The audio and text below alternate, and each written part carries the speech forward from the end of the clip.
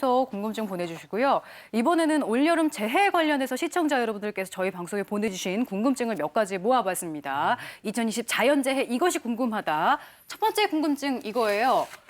폭염 아니면 폭우, 대한민국 기후가 바뀌었다. 이런 얘기 많이 하거든요. 워낙 이제 처음 만나는 이런 기상 상황이다 보니까 뭐 우기가 온 거냐 이런 얘기까지 있는데 어떻게 보시나요? 네, 확실히 기후가 변하고 변했어. 있죠. 이 기후 변화를 더 강하게 요즘은 기후가 위기다 이렇게 말을 하는데요. 2018년 폭염으로 많은 인명 피해도 봤는데 올 2020년은 또 폭우로 이렇게 물난리를 겪고 있습니다. 자, 이러한 것을 보고 그러면 매년 여름에 덥기만 하냐 이게 아니고 더위로 비로 이렇게 네. 변화폭이 크거든요. 네. 자, 이러한 현상을 우리가 기후가 변하고 있고 기후 위기다. 자, 이 기후가 이렇게 변하는 이유는 네. 우리 인간이 이산화탄소를 많이 사용을 했기 때문에 그렇거든요. 따라서 그런 어떤 에너지 전략, 결국은 기후 변화를 막는 길은 국민 각자가 참여를 하는 수밖에 없다고 봅니다. 그렇군요. 근데 그러다 보니까 이제 이런 어두운 전망도 나오는데 안 그랬으면 좋겠는데 한번 궁금증 열어봅니다. 기습폭우와 기상이변 이제 매해 수시로 찾아올 것이다. 이런 전망도 있어요. 앞으로 더 심하게 자주 이런 자연재해가 찾아올 수도 있나요? 그렇습니다. 기후변화의 그 단점 뭐냐면 이런 날씨의 변동폭이 크기 때문에 어떻게 어디 기준에다 맞출지 못하는 그런 게 문제가 되거든요. 네.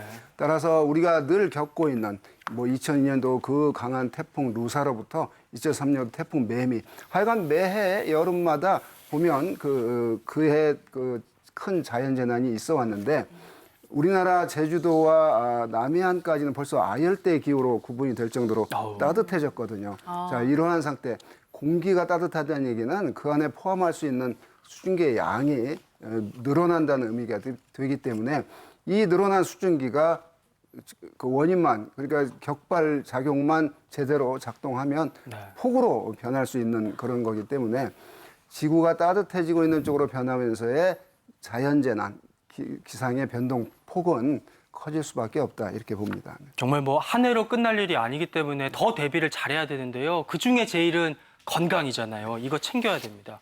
홍수 뒤에는 전염병이 몰려온다. 어떤 거 좀 조심하면 좋을까요, 교수님? 일단 홍수가 오게 되면은 어쨌든 우리가 가장 첫 번째 해야 될 이 먹는 물 자체가 가장 큰 문제가 되겠죠. 그래서 물이 오염되어 있는 이런 식수, 이런 음식물들 때문에 어떤 우리가 얘기하는 식중독이라든지 보통 수인성 질환이라고 얘기하죠. 그러니까 뭐 장티푸스, 이질, 그다음에 또 세균에 감염되는 거, 바이러스에 감염되는 거, 기생충에 감염되는 거, 뭔가 감염의 위험성에 노출된다고 볼 수 있겠고요. 또 씻다 보면은 눈에 눈병이 생기기 쉬울 것 같고요. 피부에 노출되다 보니까 잘 씻지 않게 되면 또 피부에 어떤 그런 질환들이 많이 생길 것 같습니다. 그래서 이제 또 하나 이제 지나고 나면은 이제 모기가 다시 또 극성을 부려서 모기에 물려서 막 말라리아라든지 일본내염 이런 그런 감염性질환들이 창궐할 수 있기 때문에 이제 지나간 다음에도 항상 깨끗한 물을 마시는 거, 깨끗한 물을 씻는 것들을 평상시에 좀 신경을 쓰셔야 될 것 같고요. 모기에 물리지 않게끔 물 엉덩이를 없애는 거, 그다음에 야간에 이렇게 외출을 좀 자제하실 필요가 있겠습니다. 그리고 이제 각종 전염병과 더불어서 코로나19도 여전히 이제 신경을 써야 되는데 요즘 비 때문에 또 땀 때문에 마스크가 젖어가지고 이거 효과 있는 거 이거 어떻게 보장할 수 있을까 이런 걱정들을 많이 하세요, 교수님.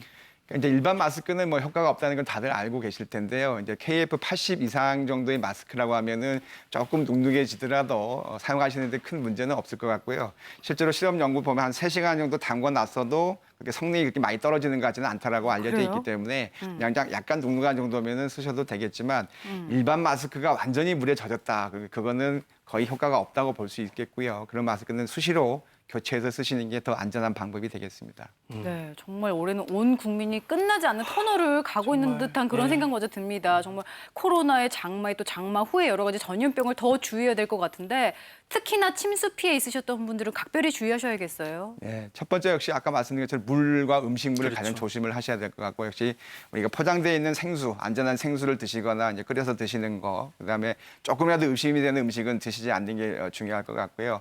복구 작업을 할 때 이제 그런 위생 관리, 상처를 입지 않으셔야 되니까 장갑이라든지 장화라든지 이런 보호 장구를 꼭 하시고 일을 하시는 게 가장 예방적인 차원에서는 중요할 것 같습니다. 네, 그리고 아까 전에 이제 교수님께서 모기 조심해야 된다고 언급을 네네. 하셨는데 그거 조금 자세히 짚어볼게요. 홍수난해는 유충이 떠내려가서 모기가 없다 이렇게 주장하시는 분도 계시고 반대로 모기가 더 창궐해가지고 모기성 전염병이 많아질 것이다 이렇게 보시는 분도 계시더라고요. 그러니까 이제 일장일단 있습니다. 뭐냐면은 이제 너무 날이 뜨거워서 아유 폭염이 돼서 아예 물이 없다. 소위 말해서 우리 집 주변에 물 웅덩이가 없으면 모기의 유충이 살 수 있는 그런 물 공간이 없기 때문에 아예 모기가 없어서 물리지 않기 때문에 말라리아든 일본뇌염의 위험성이 없다라고 보실 수가 있지만 홍수도 마찬가지입니다. 그러니까 한꺼번에 다 쓸어가 버렸기 때문에 온라인에 있었던 유충들이 다 없어졌으니까 좀 안전해진 거 아니냐라고 볼 수 있지만 여전히 그 이후에 남아있는 물 웅덩이가 존재한다면 결국 다시 또 모기 유충이 자라게 되고 그로 인해서 또 모기로 인한 그런 감염성 질환 위험성이 있거든요. 그래서 일시적으로는 다 휩쓸려 가니까 좋긴 하겠지만 다시 그 물 웅덩이 생긴다고 한다면은 그런 관리를 잘 해주셔야 된다. 그래서 웅덩이를 자꾸 메꾸셔야 되고 가능하면 야간에는 이동을 아직 하지 않으시는 게 모기에 대한 그런 감염성 질환을 예방하는 방법이 되겠습니다. 그렇군요. 마지막 궁금증 또 이제 재해가 지나가고 나면 꼭 이런 것들을 궁금해 하시는데요. 바로 천재지변으로 인한 피해 보상 받을 수 있다 혹은 없다. 어떨까요, 변호사님? 예, 천재지변으로 피해가 발생한 경우에는 그 천재지변으로 인한 피해로 인해서 상대방에 대해서 전적으로 다 책임을 물을 수는 없습니다. 쉽게 말씀을 드리면 홍수로 인해서 집이 침수될 경우에 그 집주인이 자기네들 집에 관리에 과실이 있는 경우에는 그 과실에 한해서 책임을 물으실 수 있어요. 근데 만약에 세입자가 홍수가 나서 노트북이라든지 TV라든지 이런 부분을 옮길 수 있는데도 불구하고 흘러가는 데도 그래도 놔뒀다고 한다면 그거에 대해서 피해 보상을 물을 수는 없겠죠. 그리고 한 가지 더 말씀을 드리면 자동차의 경우에는 자기 신체 담보 특약이라든지 자차 담보 특약이 돼 있으면 침수에 대한 보상을 받으실 수 있습니다. 네.